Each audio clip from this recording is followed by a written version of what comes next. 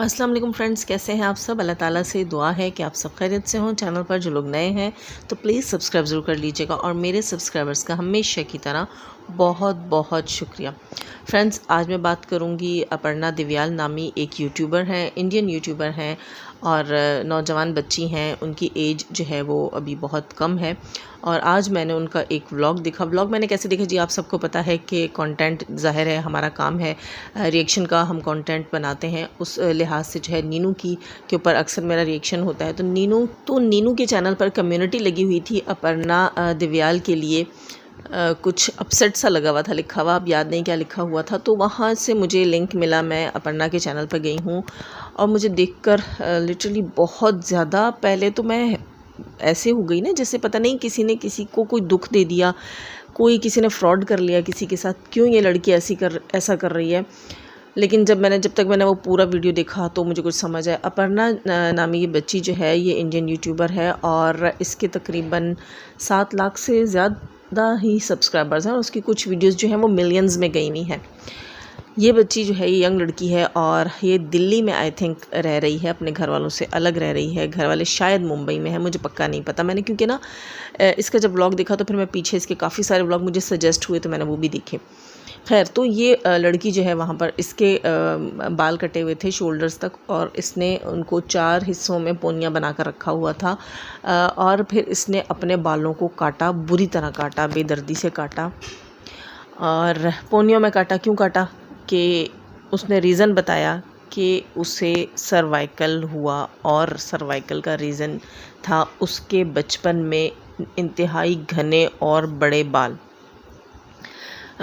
ये मेरे अपने भी थे और वाकई मुझे ये इशू है। तो मैं कुछ अर्सा पहले मैंने ये चीज़ खुद ही सर्च की कि बड़े बालों के क्या नुकसान होते हैं। फिर मुझे पता चला जी सर्वाइकल होता है और सर्वाइकल तो मुझे था क्योंकि ये मेरे बाल भी बहुत बहुत बहुत लंबे थे और मुझे शौक़ था, मैं शौक़ से पालती थी अपने बाल। मेरे ऊपर कोई मतलब फ़ोर्स नहीं किया हुआ था मुझे घर की तरफ से। लेकिन रोती रही अपर्णा और अपर्णा अपने बाल कट करती रही और साथ अपर्णा बताती रही कि बचपन से ही उसके बाल बहुत भारी और बड़े बाल थे जिनकी वजह से उसका बॉडी पॉस्चर ही ख़राब हुआ और उसको आज सर्वाइकल का इशू है। वो कहती है कि बचपन में मैं रोती थी और घर वालों से कहती थी कि मेरे बाल थोड़े काट दो, थोड़े हल्के कर दो कि मुझे पेन होता है। यकीन करें मुझे बहुत दुख हो रहा था सुनकर, उस वक्त बहुत ज़्यादा दुख हो रहा था कि एक बच्ची जब आपके पास फरियाद लेकर आती है, एक बच्ची क्या मतलब, वो ऐसे नहीं उनकी एज होती कि वो अपने लिए ख़ुद डिसीजन ले सकें और इतनी समझ नहीं होती। उनको पता होता है कि हम नहीं मुकाबला कर सकते, हम बड़ों को नहीं समझा सकते अपनी बात, तो बड़ों को अपनी समझ छोटी कर लेनी चाहिए। लेकिन हम बड़े यार अक्सर गलतियाँ करते हैं और वो गलतियाँ हमारे सामने बहुत छोटी होती हैं लेकिन वो अगले की ज़िंदगी बर्बाद कर देती हैं। अपर्णा बताती है कि वो रिक्वेस्टें करती रहती थी लेकिन उसके बाल नहीं कट किए जाते थे, सिर्फ ये कहकर कि बच्चियों के बाल काट दो तो बच्चियां जो हैं वो खुदसरी करने लगती हैं, वो जो है फ़ैशन करने लगती हैं और फ़ैशन के डर से कि भाई ये फ़ैशन करने लगेगी उसके बाल नहीं काटने दिए गए, उसके बेइंतहा बड़े बाल रखवाए गए, ज़बरदस्ती रखवाए गए।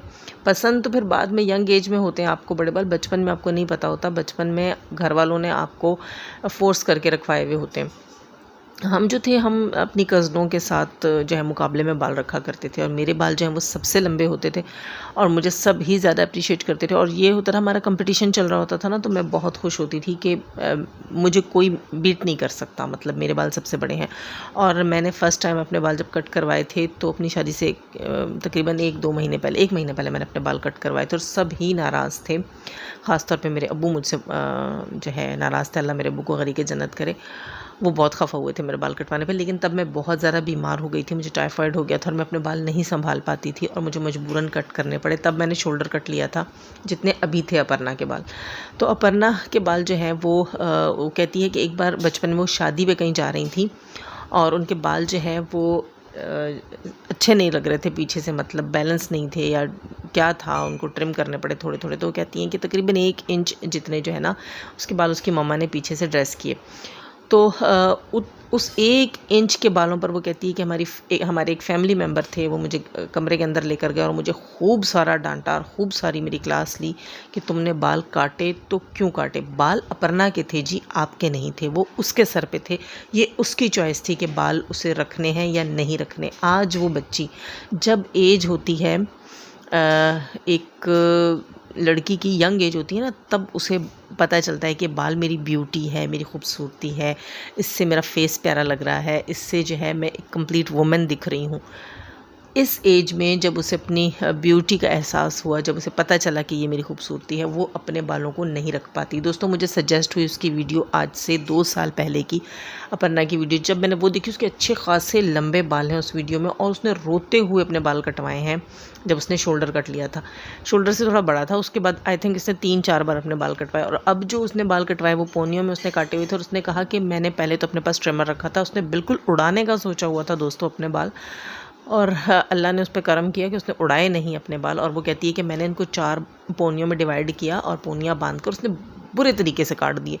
सिर्फ पोनियाँ इसलिए बांध कर काटे, अपने ऊपर उसने सहल किया कि चलो मैं अपने बाल काट तो रही हूँ, लेकिन ये पोनियाँ उसने दिखाई फिर कि मैं कोशिश करूँगी कि मैं डोनेट कर सकूँ। यार इतना प्यारा दिल है उस बच्ची का, इतना प्यारा, इतना मासूम दिल है कि इतनी तकलीफ़ों के बावजूद वो सोच रही है कि बाल किसी डस्टबिन में जाने के बजाय या किसी सैलून से किसी और मटेरियल बनने के लिए जाने के बजाय अगर मैं डोनेट कर दूं तो ज़्यादा अच्छा। उसने अपने हेयर कट का स्टाइल नहीं सोचा और वो रोती रही, और उसने अपने बाल जो है वो इस तरीके से काटे कि वो किसी के काम आ जाए। अच्छा, उसके बाद वो सैलून गई, और सैलून जाकर उसने अपने बालों को, अच्छा जब वो अपने बाल काट रही थी ना, और उसमें से उसने अपने ऐसे एक कटी हुई पोनी उठाई और दिखाई। मैं देखूंगी अगर मैं यहाँ पे उसकी पिक्चर लगा सकी तो कटी हुई पोनी उसने दिखाई, और वो कह रही थी कि ये उनके लिए है, देख लें, जो मुझे बचपन में इस अजाब में डाला था और आज ये चीज़ मेरे लिए बीमारी का बायस बन गई है। दोस्तों वो कह रही थी कि मेरा बॉडी पोस्चर ख़राब हो चुका है, जिसकी वजह से मुझे सर्वाइकल रहता है, मैं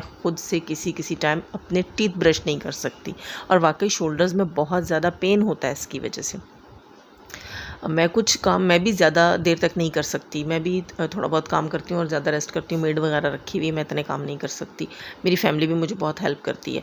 लेकिन मुझे लग रहा है कि वाकई बाल नहीं रखने चाहिए थे, मैंने बचपन में शौक से रखा, ये मेरी अपनी गलती थी। आज वो बच्ची इतनी कम उम्र में, उसे तो बहुत जल्दी सर्वाइकल हो गया ना, मुझसे तो बहुत छोटी है वो, उसको इतनी जल्दी इतनी कम एज में सर्वाइकल हो गया, वो आगे कैसे सर्वाइव करेगी। लेकिन मेरी दुआ है कि अल्लाह आपको सेहत और शिफा दे, यकीनन आप ठीक हो जाएंगी, इसका ज़रूर कोई इलाज ज़रूर होगा।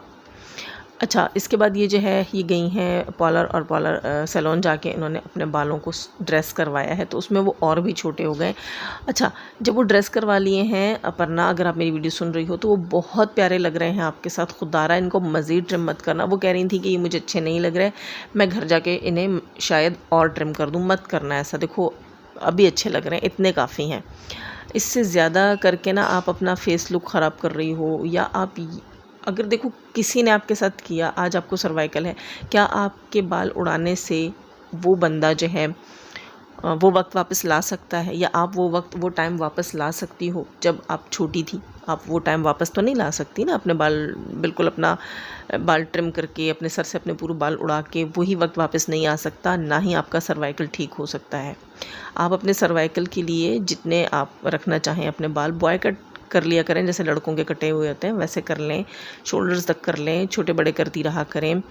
और इस तरह आप जो है कुछ ट्रीटमेंट, कुछ थेरेपीज़ होती हैं, फिज़ियोथेरेपी होती है, इसके अलावा बहुत सारे और ट्रीटमेंट्स होते हैं, उस पर रिसर्च करें, उनकी कोशिश करें, बजाय इसके कि आप बिल्कुल ही, अगर आप पूरे बाल उड़ा भी देंगी ना अपर्णा, तो अगर आपकी डिज़ीज़ ने ठीक होना है तो वो आपकी कोशिश से, आपके इलाज से ठीक होना है, बिल्कुल सर गंजा करके नहीं ठीक होना। मेरी बात आपको बुरी नहीं लगे, लेकिन मैं एक चीज़ कहूँगी कि बिल्कुल बाल उड़ा देने से आप ठीक नहीं हो जाएंगी, ठीक है? आप उसका वेट कम रखें, अपने बालों के सर के ऊपर बोझ कम रखें।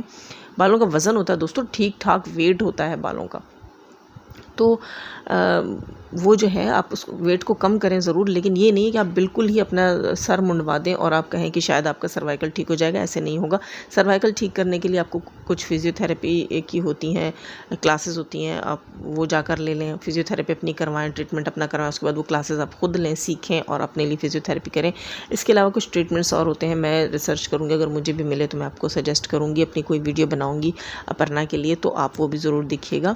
देखिए, दुनिया में हर काम मुमकिन है। कोई बीमारी, कोई तकलीफ़ भी अल्लाह ताला ने दुनिया में तब तक नहीं उतारी जब तक उसका इलाज नहीं उतारा हो। इलाज पहले आता है, बीमारी बाद में आती है, बस हम लोगों की वहाँ तक पहुँच नहीं होती। आप थोड़ा ख्याल किया करें। और एक और चीज़, IBS भी ये बता रही थी इनको है। IBS जो है वो फ्रेंड्स, वो भी ज़्यादा जो है वो डिप्रेशन की वजह से होती है। दिमाग को रिलैक्स रखा करें, ज़्यादा रोया धोया ना करें, छोटी छोटी चीज़ों को इग्नोर किया करें। इग्नोर करना शुरू करें तो आपकी हेल्थ अच्छी हो जाएगी। अपर्णा जी, सीरियसली दोस्तों, मैं इसकी वीडियो देख रही थी जिसमें ये जो है वो इनका डॉगी है, पता नहीं क्या नाम है उसका, मैं नाम भूल गई, उसको जो हाजी नामी डॉगी ने काटा हुआ था, ये उसको लेकर इतनी अपसेट थी, तो यकीन करें मेरी आंखों में आंसू आ गए। उस कुत्ते के लिए नहीं, इसकी पॉजेसिवनेस देखकर कुत्तों के साथ, यार इतना पॉजेसिव नहीं होता बंदा दुनिया में चीज़ों के लिए कि वो खफा ही होता हो, वो हर वक्त रोता ही रहता हो। इस तरह नहीं करना चाहिए। अपने आप को खुश रखें। पता है, खुश रहने से आपकी हेल्थ अच्छी होती है। इतनी प्यारी बच्ची हो, इतनी खूबसूरत हो, इतने टैलेंटेड हो, इतने ज़बरदस्त व्लॉग बनाती हो।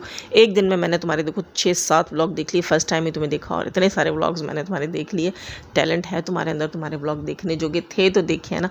तो कोशिश किया करो कि खुश रहा करो और अपने लिए ख़ुद ही चीज़ें ढूंढो, खुश रहने की ढूंढो। और हर छोटी छोटी बात पे मैंने इसका व्लॉग देखा दोस्तों, जिसमें ये एक चूंटी के लिए भी रो रही थी, एक मेंढक का बच्चा इसने मारा, ये उसके लिए भी रो रही थी। चलो वो ना समझी की उम्र थी, आपने कर लिया, आप उस पर रो गई, वो बात ख़त्म हो गई। देखिए, आप किसी चीज़ पे गिल्टी है ना, तो इसका मतलब है कि आपके अंदर ईमान ज़िंदा है, यानी आपको दुख है आपने गलत किया, तो बस वो दुख आपका अल्लाह ताला को पसंद आता है और अल्लाह ताला आपके गुनाह माफ़ करता है, क्योंकि आप छोटे थे, आप ना समझते। उन चीज़ों को आप सोचती हैं, वो आपके जहन पे असर डालती हैं, उसकी वजह से आपको IBS भी हुआ है और उसी की वजह से आपको सर्वाइकल भी हो रहा है। इस दिमाग को, सबसे पहले आप दिमाग के ऊपर से बोझ हटाएंगी ना तो वज़न हट जाएगा, ठीक है। तो आपके सर पे से, आपकी गर्दन पे से बोझ कम होगा अगर आप दिमाग के ऊपर से बोझ कम करेंगी। प्लीज़ प्लीज़, मैंने ये वीडियो, इस वक्त मेरे पास और कोई कंटेंट था, मैंने किसी और टॉपिक पे वीडियो बनाई थी दोस्तों, लेकिन मैंने इसलिए बनाई कि खुदा रहा अपर्णा आपके पास, अल्लाह करे मेरी वीडियो पहुंच जाए और आप अपने बाल मज़ीद ट्रिम नहीं करें। इतनी प्यारी लग रही हैं आप, इतनी प्यारी हैं, तो अपने ट्रीटमेंट की तरफ ध्यान दें और खुश रहा करें, अच्छे अच्छे व्लॉग्स बनाया करें। अल्लाह हम सबको बहुत सारी खुशियाँ दे दोस्तों। बच्चों का ख्याल करना चाहिए।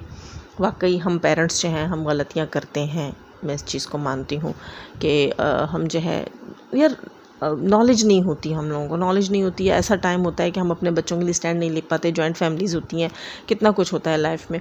तो ये तो नहीं ना कि बच्चा सारी ज़िंदगी दुखी रहे, फिर वो माँ बाप को वो चीज़ देखकर दुख होता है। माँ बाप भी बीमारियों में पड़ जाएंगे, थोड़े अरसे में वो सब कुछ देखते देखते माँ बाप भी सोचेंगे, टेंशन में रहेंगे और वो बीमारियों में पड़ जाएंगे, वक्त से पहले बूढ़े हो जाएंगे, उनकी ज़िंदगियाँ ख़राब हो जाएंगी और उनसे रिलेटेड आप लोगों की ज़िंदगियाँ भी ख़राब हो जाएंगी।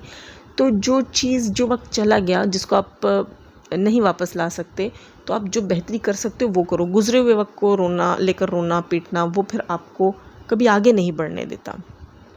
आगे बढ़ने के लिए आपको पिछली गलतियाँ, खुद को माफ़ करना सीखो ना, अपनी पिछली गलतियाँ माफ़ करो, खुद को माफ़ करना सीखो, दूसरों को माफ़ करना सीखो, इग्नोर मूड पर डालो, खुश रहो जैसी खुद खुश हो, ना बालों की टेंशन लो, ना किसी और चीज़ की टेंशन लो। आप बहुत प्यारी हो, मुझे तो बहुत अच्छी लगी हो।